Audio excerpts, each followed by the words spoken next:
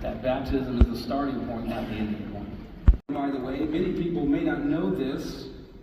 Many people just go to Genesis and they see the life of Abraham and they assume that Abraham was born into a great Christian family.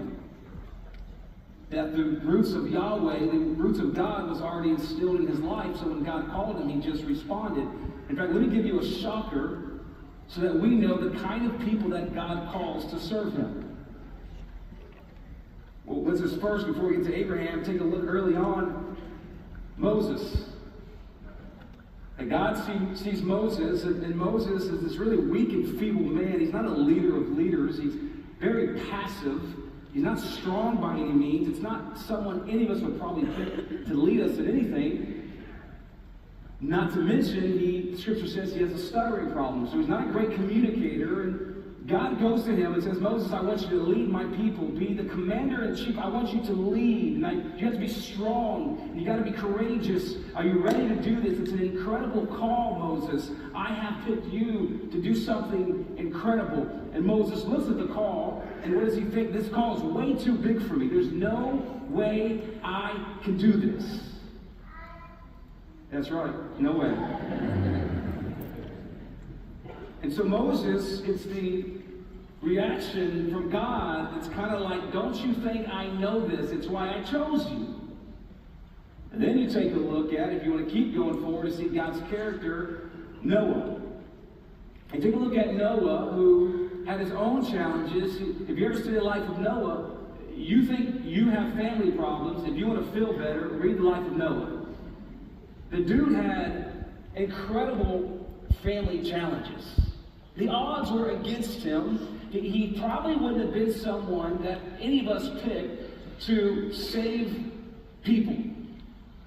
God picks him and says, I'm going to choose you, but understand you're going to walk through some opposition and you're going to have some struggle for a little bit. Drinking problem. He was known as an alcoholic in the scriptures.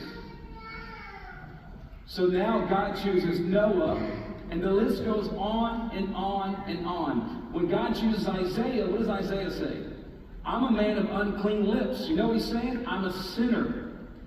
Why would you ever choose me to do something for you? Do you know why people always respond with why they can't do it? It's because what's happening in the moment is God is calling them to do something supernatural, but they are looking through the lens of the natural. The lens of the natural is telling them why they can't. But the lens of the supernatural is telling them why they will. And the reason why they will is because it is God that is calling them to do it. So in other words, the things they think disqualifies them from being used by God is the very qualifier that God is going to use. When you look at Abraham's life, just in case you don't know this, when God called Abraham, Abraham comes from a very wealthy, sophisticated family. He comes from a city that was a high-class city. It was an intelligent city. People were well sophisticated, wealthy as all get out. The only problem was they were godless. Where he is from, you are, it's where they worship tons of false gods and false idols. That this call was going to come with a lot of opposition, a lot of brokenness, and a lot of loneliness. Verse 1 of Genesis 12, we see this call take place. It says this, now the Lord said to Abram, can't miss this, that God initiates the call. God initiates the call, and he knows exactly who he is calling.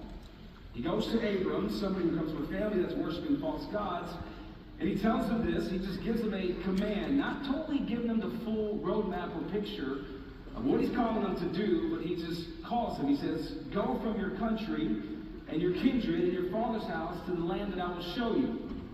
So here's all he tells Abram.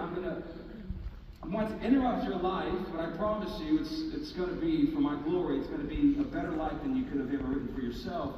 And he says, here's what I want you to do. I want you to leave everything. I'm going to extract you.